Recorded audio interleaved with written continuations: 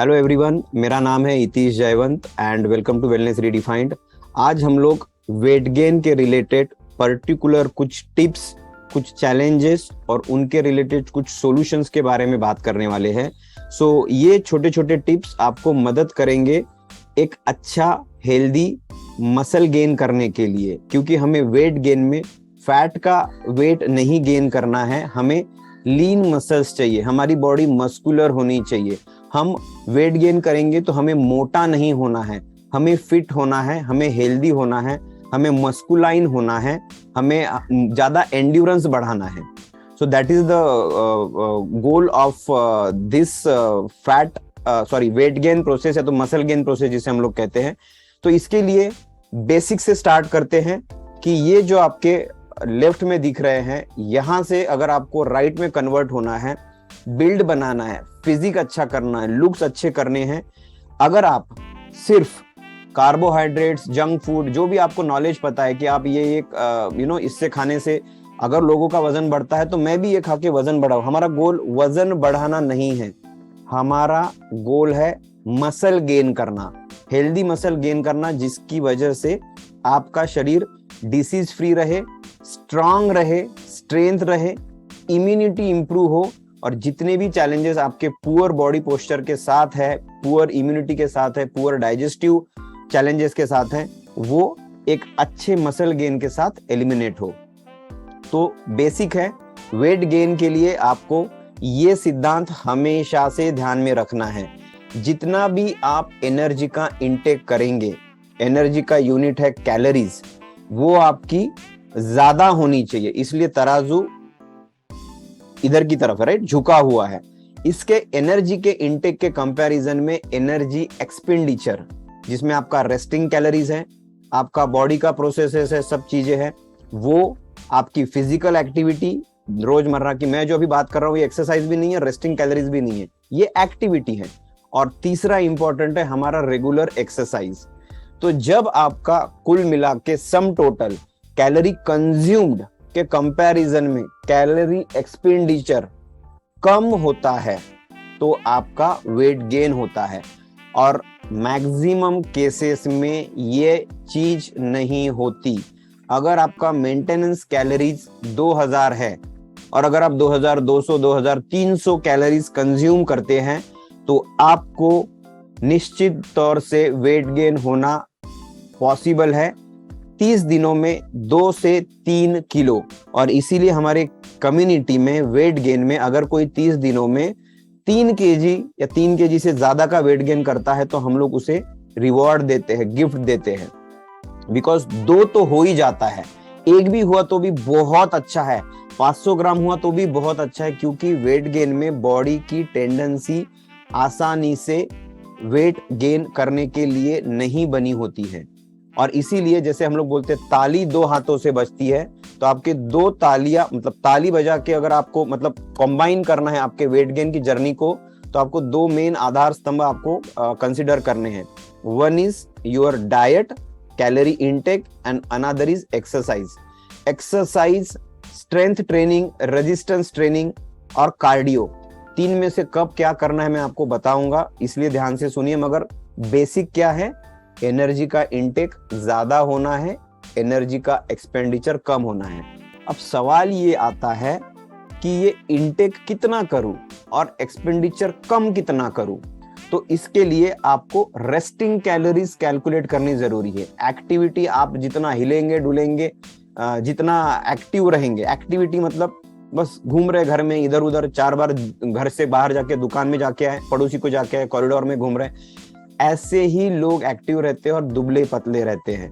और exercise, proper 1 घंटे की एक्सरसाइज जिसमें आपका मसल ट्रेनिंग, वेट ट्रेनिंग होता है, वो तो हमें कैलकुलेट करना होता है रेस्टिंग कैलोरीज, और इसके ऊपर डिपेंड करता है आपको कितनी एनर्जी इनटेक करनी है, कितनी कैलोरीज कंज्यूम करनी है। और इसके लिए बीएमआर कैलकुलेटर हमारा टूल है, जिसे आपने यूज करना है, समझना है, और इसके हिसाब से हमेशा कैलोरीज का ट्रैकिंग करना है। क्या है BMR? It is a basal metabolic rate calculator, जो बताता है जिंदा रहने के लिए आपको कितनी मिनिमम कैलोरीज पर डे चाहिए। आपका शरीर कंटिन्यूअस कैलोरीज को कंज्यूम करता है। बात कर रहे हैं उसके लिए आंखें खुली है, सोच रहे हैं। इनके अलावा आपके बॉडी फंक्शन जो आपके शरीर के अंदर है, heart, lungs, kidney, muscles, stomach, liver, brain, everything needs energy. और ये एनर्जी शरीर को जिंदा रखने के लिए जितनी लगती है, that is your BMR. BMR की लिंक आपको आपके कोच ने आपके ग्रुप में दी होगी, नहीं दी है तो मैराथन ग्रुप में आज वापस आएगी। आपको आपका बीएमआर कैलकुलेट करके अपने ग्रुप में डालना है और आपको कंपेयर करना है। वेट गेन के लिए आपको ये बीएमआर इंप्रूव होना चाहिए, आपका कैलोरी का इंटेक रिक्वायरमेंट बढ़ते जानी चाहिए, तभी जाके आपका एक हेल्दी मसल गेन होगा। बीएमआर कैलकुलेट करने के बाद अगर आपकी लाइफ सीडेंट्री है, बिल्कुल भी कोई एक्टिविटी नहीं है, फिर भी हिलते डुलते, तो हम कोमा में नहीं है। जो मान लीजिए कोमा में है उसकी भी बॉडी काम तो कर रही है ना, लेटा हुआ में अगर सांसें चल रही है, किडनी फंक्शन सब कुछ हो रहा है, उनके लिए 1605 है। और जो सीडेंट्री लाइफस्टाइल जी रहे हैं, जो लिटिल और नो एक्सरसाइज कर रहे हैं, उनका इसके ऊपर कुछ परसेंटेज के हिसाब से ये कैलकुलेटर आपके कैलोरीज निकाल के देगा। तो सीडेंट्री लाइफस्टाइल के ऊपर हम लोग ध्यान देंगे कि हमें इस कैलोरीज से 300-400 कैलोरीज एक्सेस लेनी है। अगर आप एक्सरसाइज करते हैं तो और पैरामीटर बदलेंगे, एक्सेसिव एक्सरसाइज करते हैं तो और पैरामीटर बदलेंगे, आपका कैलोरी इंटेक बढ़ता जाएगा। मगर जहां तक मैं जानता हूं, जैसे हमारे पार्टिसिपेंट्स हैं या तो जो लोग कम्युनिटी में आते हैं, जनरली वो इस वाले कॉलम के ऊपर फोकस करेंगे, exercise 1 to 3 times a week या exercise 4 to 5 times a week. This is must. इन कैलोरीज के सरप्लस में आपको 200 से 300 कैलोरीज रखनी है। कौन से वाले पैरामीटर के? Exercise 4 to 5 times per week. इसकी लिंक आपके ग्रुप में आ जाएगी। अब आप समझिए मेन चीजें। देखिए, हर इंसान अलग है। मैं हर सेशन में अलग अलग टॉपिक्स में, अलग अलग मॉर्निंग कम्युनिटी कॉल्स में आपको बार बार बताता हूं, वी आर डिफरेंट। पूरी दुनिया की आबादी में जितने भी लोग हैं, सबका फिंगरप्रिंट अगर अलग हो सकता है तो ऑब्वियसली बॉडी और बॉडी का स्ट्रक्चर अलग है। मगर बायोलॉजिकली आपको ये समझना है कि मोटा मोटी हर इंसान को 3 बेसिक बॉडी स्ट्रक्चर्स में डिवाइड किया गया है, जिनमें सबसे पहले है एक्टोमॉर्फ, बीच में है मेसोमॉर्फ और मेरे राइट में है एंडोमॉर्फ। और आपने देखा होगा कोई न कोई व्यक्ति इन तीनों में से एक कैटेगरी में आता है। और जरूरी नहीं है कि हर कोई पूरा 100% एक्टोमॉर्फ हो, मेसोमॉर्फ हो, एंडोमॉर्फ हो। कॉम्बिनेशन ऑब्वियसली कैसे होगा? एक्टो और मेसो का होगा, मेसो और एंडो का होगा। एक्टो और एंडो का नहीं हो सकता। एक्टो और मेसो, मेसो और एंडो, मतलब हल्का सा दुबला, हल्का सा फिट, हल्का सा अच्छा, हल्का सा मोटा। और मुझे अगर मेरे बॉडी स्ट्रक्चर के बारे में बोलेंगे तो मैं एंडोमॉर्फ कैटेगरी में आता हूं। मैंने अगर ध्यान नहीं दिया मेरे बॉडी के ऊपर, मेरा स्ट्रक्चर मेसोमॉर्फ में जो अभी के टाइम पे है, इमीडिएटली एंडोमॉर्फ में चला जाएगा। इसलिए मुझे मेरा डाइट और मेरी एक्सरसाइज दोनों का ध्यान जिंदगी भर रखना जरूरी है। और एक्टोमॉर्फ लोगों को अच्छा खान पान, थोड़ा सा स्ट्रेस बढ़ गया, अच्छा खान पान, डाइट टाइम का छूट गया, तो वो इमीडिएटली दुबले हो जाते हैं। और इसीलिए वेट गेन मैराथन में थोड़ा सा ट्रैवल कर लिया, थोड़ा सा स्ट्रेस आ गया, थोड़ा सा वेट बढ़ गया, दूसरे दिन तुरंत घटा हुआ दिख जाता है, क्योंकि उनकी टेंडेंसी होती है बीइंग एन एक्टोमॉर्फ। मगर मैक्सिमम टाइप में ये कॉम्बिनेशंस होते हैं अलग अलग। एक्टोमॉर्फ 80%, मेसोमॉर्फ 20%, 60-40, अलग अलग। बेसिकली ये 3 टाइप्स है। और इनका, जैसे मैंने मेरा खुद का एग्जांपल बताया कि आई कम्स इनटू एंडोमॉर्फ कैटेगरी। हम लोग जो बोलते हैं ना, भगवान ने ही मोटा करके भेजा है यार। But listen to me carefully, write this down. Mesomorph जो फिजिकली फिट और बेहतर दिख रहा है इन तीनों में, ectomorph can achieve this and maintain this. Similarly endomorph can achieve this and maintain this. और हम हमारी कम्युनिटी में मेसोमॉर्फ में कैसे रहना है इसके बारे में बताते हैं। एंड अनफॉर्चुनेटली हमारे इंडिया में, इंडिया की पॉपुलेशन में मेसोमॉर्फ बहुत कम है। इंडिया इज आइदर एक्टोमॉर्फ या endomorph because of weather, geological condition, food habits, grains, weather, everything. और इसके कंपैरिजन में अगर आप निग्रोस देखेंगे, अफ्रीकन देखेंगे, वेस्ट इंडियंस देखेंगे, they are more into mesomorph. In fact Europeans भी इसी में आते हैं, again because of the eating habits, weather conditions. आपको दिखेगा ऊंचे पूरे फिट बिल्ड के साथ होते हैं, मगर इंडिया में, इसीलिए हमें हेल्थ का मैसेज देना, देश को बीमारियों से दूर रखना जरूरी है, क्योंकि मैक्सिमम लोग आइदर एक्टोमॉर्फ में है या तो एंडोमॉर्फ में है, और हमें रहना है मेसोमॉर्फ में। तो इसके लिए अगर मैं आपको और छोटा हमारे क्रिकेटिंग टीम का एग्जांपल दूं, हमारी जो इंडियन क्रिकेट टीम है, इसमें आप देखेंगे, आपको दिखेगा ईशांत शर्मा एक्टोमॉर्फ, क्या खाता नहीं होगा, पीता नहीं होगा, मगर कुछ भी कर लो ऐसा ही दिखता है। इसलिए बाल बड़े करता है, बड़ा दिखना चाहिए, इसलिए ऊंचा है और लीन दिखता है, डबल टी शर्ट पहनता है, मेहनत करता है, मसल्स है, he is working, but naturally his body is ectomorph. Dhoni masculine body frame, blocky body frame, centre में physically fit, everyone works out, मगर कम एफर्ट्स लेने पड़ते हैं धोनी की बॉडी नेचुरली मेसोमॉर्फ में है। ऋषभ पंत, सचिन तेंदुलकर, मांजरेकर, अब बहुत सारे प्लेयर, रोहित शर्मा, अभी तक की विराट कोहली भी एंडोमॉर्फ कैटेगरी में। थोड़ा सा ध्यान हटा, तुरंत वजन बढ़ना चालू हो जाता है। और इन सबको देखेंगे आप अंडर 16, अंडर 19 में ऐसे ही थे, क्योंकि 21 साल तक मेटाबॉलिज्म सुपर फास्ट होता है, कुछ भी खाया भट्टी में जल जाता है। पर जैसे 21 के बाद 25 लगता है, बॉडी स्लो होती है, मेटाबॉलिज्म स्लो होता है, वजन बढ़ने लगता है और हम स्लो हो जाते हैं, और ये सिलसिला बढ़ते हुए हमारे जीवन की जान के ऊपर आता है 35-40 की एज में। तो ऋषभ पंत जो आपको एंडोमॉर्फ में दिख रहे हैं, इनको अगर आप अंडर 16 के फोटो में देखेंगे, दुबले पतले ही दिखेंगे, क्योंकि मेटाबॉलिज्म था, फिटनेस भी था। मगर अब इन्होंने अपने फिटनेस के ऊपर रेगुलर ध्यान नहीं दिया, तो ये कभी भी मोटे हो सकते हैं। और इनमें सचिन तेंदुलकर, संजय मांजरेकर, रोहित शर्मा, मैंने ऑलरेडी बताया, और मेरा खुद का बॉडी स्ट्रक्चर एंडोमॉर्फ का है। But with proper knowledge and dedication for life long commitment, मुझे मेसोमॉर्फ में ही रहना है, which is the best part, right. अब कुछ चीजें जानते हैं हम लोग, हमारा वजन क्यों नहीं बढ़ता है, क्यों दुबले पतले लोग कुछ भी खाने के बाद उनको वजन नहीं बढ़ता है। सबसे नंबर 1 चैलेंज है आयरन की deficiency.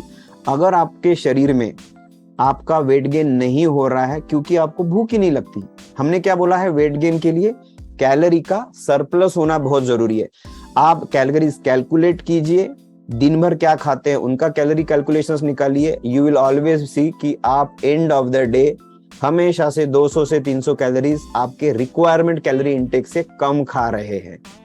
Why? Because somewhere you have iron deficiency, और आयरन की कमी रहेगी तो एनीमिया, हेमोग्लोबिन के साथ साथ एक सबसे बड़ा सिम्टम होता है भूख न लगना, हंगर डिप्राइव रहना। और इसकी वजह से, आयरन डिफिशियंसी वजह के, सबसे पहले आपको भूख नहीं लगती, खाने की इच्छा ही नहीं होती, ऐसे इक्के दुक्के 2-3 चीजें खाने की इच्छा होती, बाकी ये नहीं, वो नहीं, मीठा नहीं, चावल नहीं। दुनिया जिस खाने के लिए मरती है आपको वो भी पसंद नहीं है, आपको मीठा पसंद नहीं है, आपको दूध की चीजें पसंद नहीं है, आपको केक पसंद नहीं है, आपको चॉकलेट पसंद नहीं है। सबसे पहला एक डिफिशियंसी हो सकता है आयरन की डिफिशियंसी का, और जैसे जैसे ये बढ़ते जाती है, सीवियर होती है, आप ध्यान नहीं देते, आपको ये चैलेंजेस दिखने लगते हैं, shortage of breath, weakness, fatigue, heart palpitations, poor focus, restless leg syndrome, headaches and weakness. Weakness के बाद तो फिर इम्यून सिस्टम खराब होने लगता है, बॉडी डिप्लीट होने लगती है। और जैसे मैं हमेशा बोलता हूं, सबसे दूसरा बड़ा इंपॉर्टेंट रीजन है poor gut health, bad digestive system, और इसके लिए बहुत सारे विटामिन और मिनरल्स की डिफिशियंसी ही कारणीभूत है। तो आयरन सबसे पहले चेक करना है आपको, कहीं आप में आयरन की कमी तो नहीं है। आयरन का सेवन करने से आयरन की डिफिशियंसी पूरी होने के बाद आपका एपेटाइट बढ़ेगा, आपकी भूख बढ़ेगी। और सिर्फ आयरन के भरोसे नहीं, एक्सरसाइज भी जब आप करते हैं तो आपकी भूख बढ़ती है। सफिशिएंट मात्रा में आयरन आपको वेजिटेबल्स में से, फ्रूट्स में से खाना है।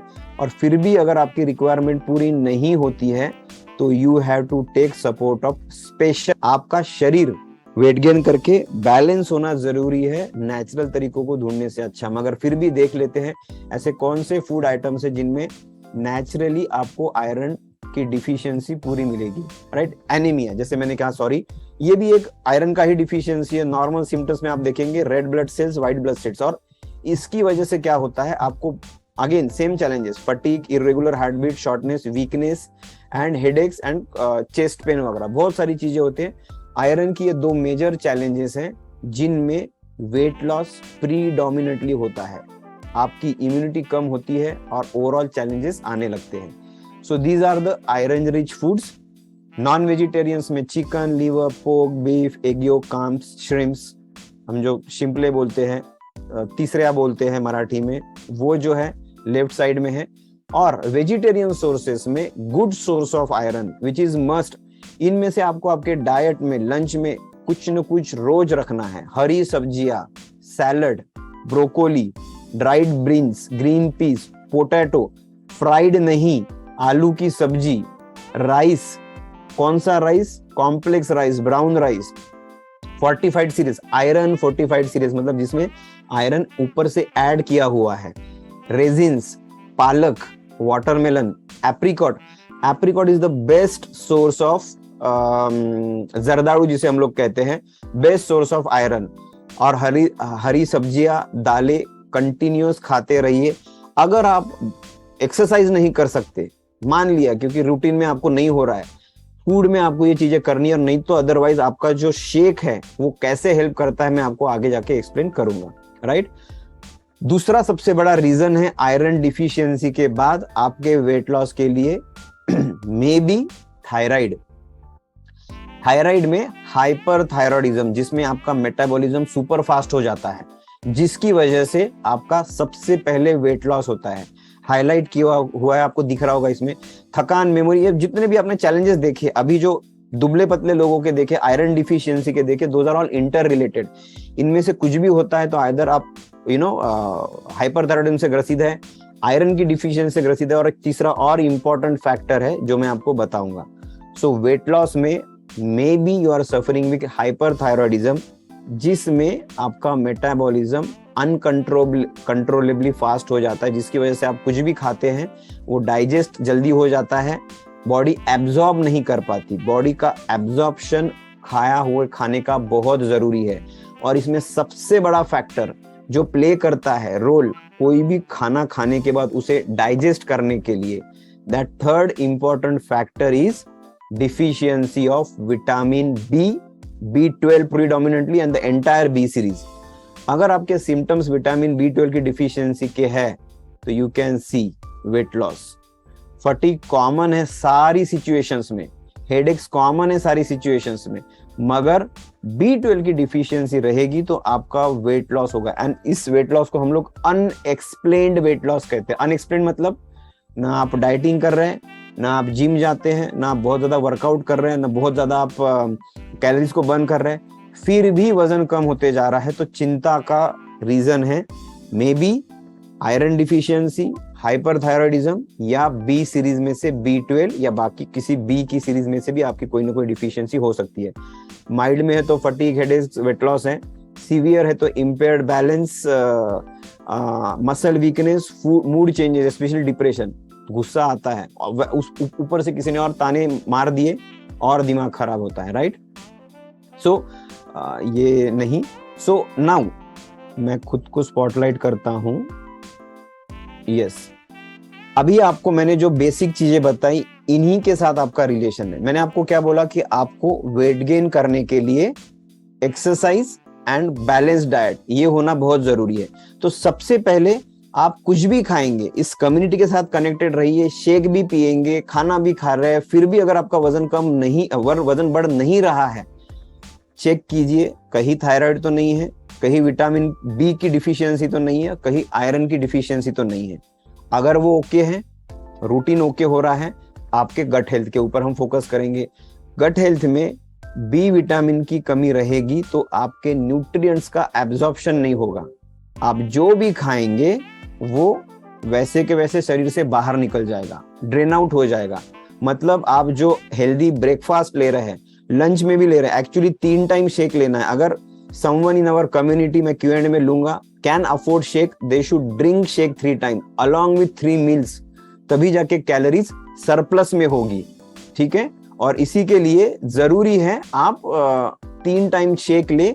और क्या होगा पता है, 3 टाइम शेक में आपका बी भी है, B12 सीरीज भी है। देख लीजिए एक बार वापस आपके फॉर्मूला 1 के बॉक्स को उठा के, उसमें आपको आयरन भी दिखेगा और ऑब्वियसली सेलेनियम जो थायराइड के लिए सबसे बड़ा एक रीजन है, और 10 न्यूट्रिएंट्स है, वो सारे आपके शेक में आएंगे।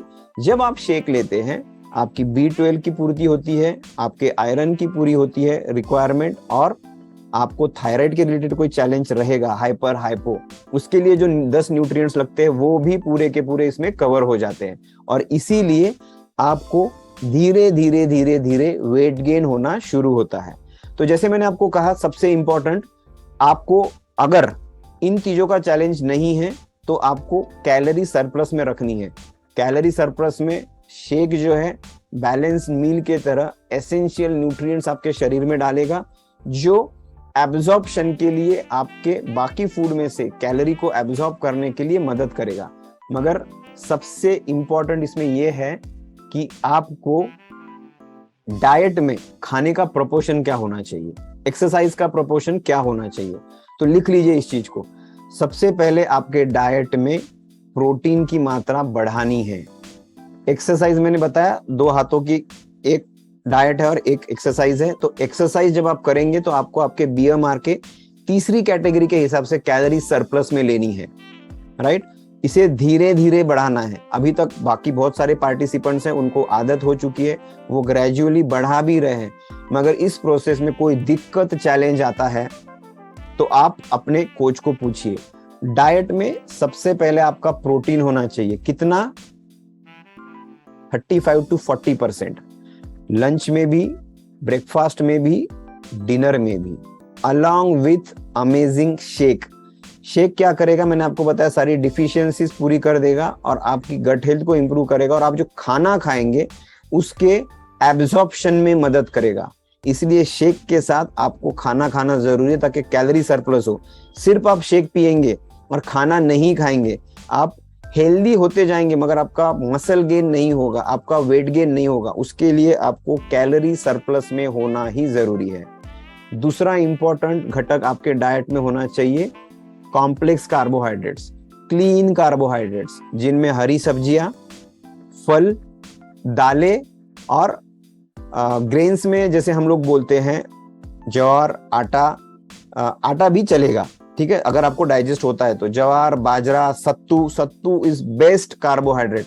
आलू, स्वीट पोटैटो, रतालू जिसे हम लोग कहते हैं, इसको आप भर भर के अपने डाइट में रखिए। ये आपको एक्सेस कैलोरीज गेन करने के लिए मदद करेगा। अगर आप शॉर्टकट में जंक फूड या तो मैदे से बनी चीजें, रिफाइंड ऑयल या रिफाइंड फ्लोर खाएंगे तो आपका वेट गेन तो होगा मगर मसल गेन नहीं होगा और विजरल फैट बढ़ेगा। एक्सरसाइज करने के लिए स्ट्रेंथ नहीं रहेगी, जो आपके हेल्थ को ज्यादा डैमेज कर सकता है। तो 35 to 40% प्रोटीन हो गया, 35 to 40% कार्बोहाइड्रेट्स हो गए, कॉम्प्लेक्स कार्बोहाइड्रेट्स, क्लीन कार्बोहाइड्रेट्स। इसमें मैंने आपको बताया मैदा, बेकरी, जंक फूड, पाव, इन सब से, मैदे से बनी चीजों को बंद करना है। शुगर कंजम्पशन को कट डाउन करना है completely. Neither in weight gain neither in weight loss काम में आता है, राइट।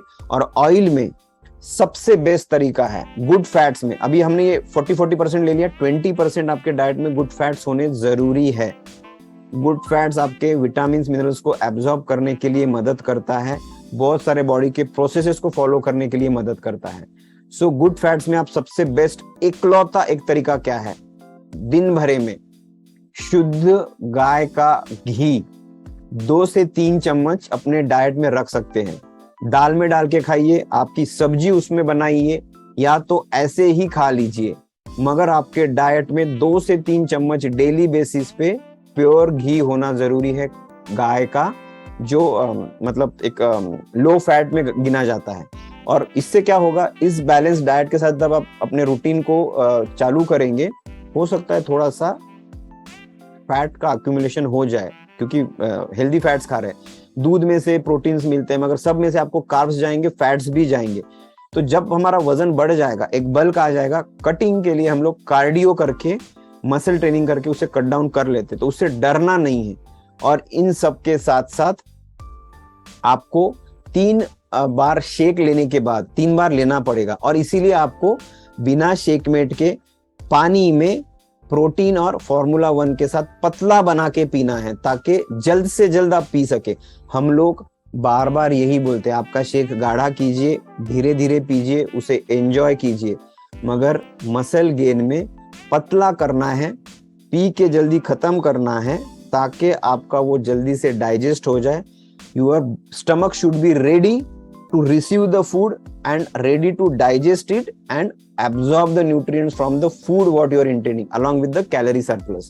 और इनमें सबसे पहले आपका बाउल मूवमेंट इंप्रूव होना जरूरी है। इसके लिए आपको इस कम्युनिटी से, अगर आपके पास आईडी है तो लिख लीजिए कौन सी चीजें आपके स्पेशल फ्यूल्स में ऐड होनी चाहिए। फॉर्मूला 1 इकलौता पूरी मदद नहीं करेगा, उसमें सिर्फ 17 विटामिन और मिनरल्स हैं।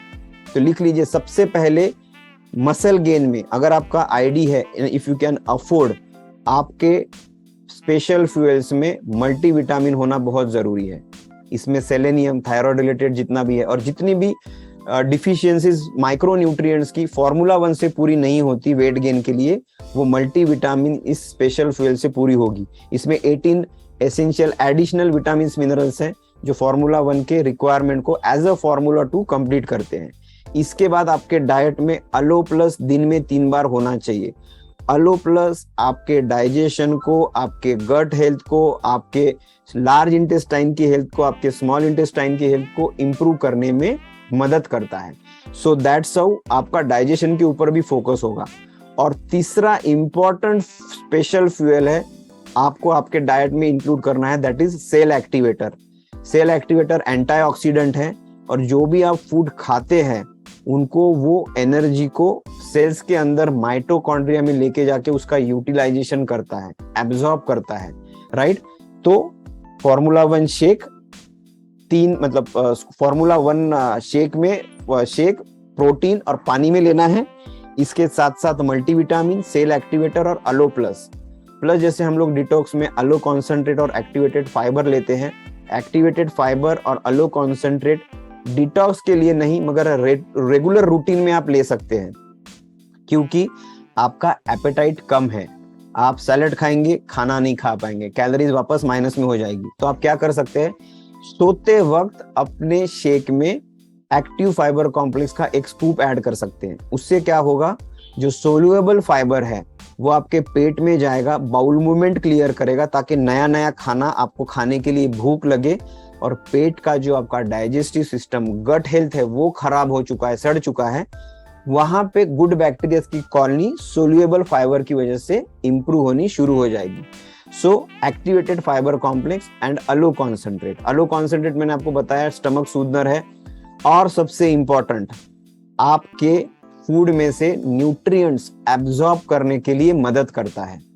तो ओवरऑल आपके डाइट में क्या क्या होना चाहिए, कौन सी डिफिशियंसीज है, ये मैंने आपको बताया।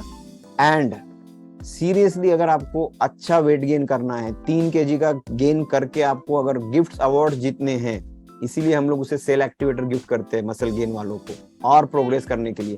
मगर आपका आइडिया आप अफोर्ड कर सकते हैं तो स्टार्ट राइट अवे, ठीक है, इससे आपके रिजल्ट्स में मदद होगी। और एक्सरसाइज जब हम करते हैं, एक्सरसाइज हमारे मसल की ग्रोथ को डेवलप करता है, जिसमें हमारी एक्सेस कैलोरीज वेट गेन के लिए स्टोर करने के लिए मदद करता है, राइट। आपका मसल मास बढ़ेगा, धीरे धीरे आपका मेटाबॉलिज्म बढ़ेगा, आपका मेटाबॉलिज्म बढ़ेगा तो आपका फूड भी इंप्रूव होगा। और डाइट में अच्छी क्लीन चीजें खाइए और वर्कआउट के ऊपर ध्यान दीजिए। वेट ट्रेनिंग इज द की फॉर मसल गेन। मगर जो 60s के ऊपर है, 65 के ऊपर है, उनको कहीं दौड़ के जाना नहीं है, दे हैव टाइम, मगर पेशेंस रखना पड़ेगा। It's a very slow and patience वाली चीज है। मगर एक चीज जान लीजिए, अगर आप कम्युनिटी के गाइडलाइंस को फॉलो करते हैं, मैराथन आफ्टर मैराथन पार्टिसिपेट करते हैं, सबसे पहले आपका digestive health deficiencies, thyroid, iron, B, ये जितनी भी डिफिशियंसीज है पहले पूरी हो जाएगी। देन आपका एपेटाइट बढ़ेगा, फिर आप खाने लगेंगे, क्लीन फूड को एब्जॉर्ब करने लगेंगे, न्यूट्रिएंट्स जैसे ही एब्जॉर्ब होने लगेंगे आपका शरीर बल्क में आना शुरू हो जाएगा। So friends, these are the details for muscle gain. और इसके अलावा आपको और कुछ नहीं but good fats, carb, protein, exercise and following the discipline routine is the key. Thank you so much. इसके रिलेटेड और बाकी के भी जितने टॉपिक्स आएंगे हम लोग उनको शेयर करेंगे, कवर करेंगे अगले सेशंस में regarding the weight gain. Thank you so much.